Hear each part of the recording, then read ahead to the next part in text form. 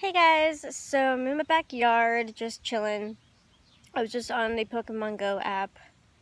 I caught 2 Pokemon today. I'm on level 4, so I'm not like, you know, crazy obsessed like some people are right now about it, but I do find it fun.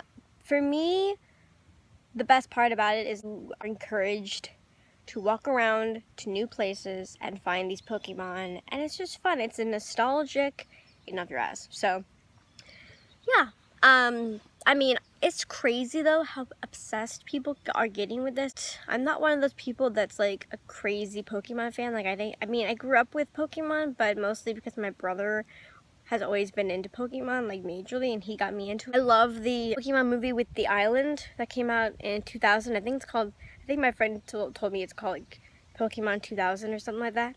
And I love that movie. That's like my favorite thing that's like my favorite Pokemon thing ever. Do more hunting. I don't know, we'll see. Or maybe tonight, I'm not really sure.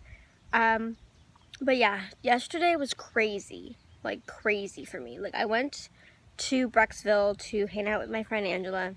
I went there, we went to a bar, we had a beer, and then we went to Eat Lizard. I got a cocktail, she got a beer. And then I got a message from my uncle saying that my aunt had complications from the surgery that she had yesterday. So I was freaking out. I was so freaking out, overwhelmed, freaking out. I was like, oh my God, like what's going on? I was really worried.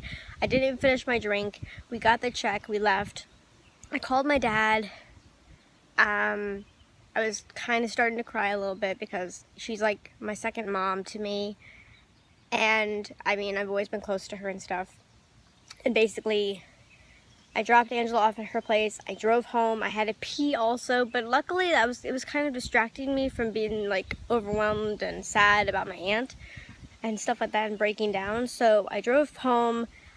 I drove to my brother's to pee. He wasn't there. He was still at work. And then I drove back home. And then my brother told me he was still at work and that he was gonna go home to his place. So I drove over there. And then, basically, we drove to the hospital, which was like 10 minutes away or so. We parked like a mile away from the freaking hospital. Then we walked to the hospital.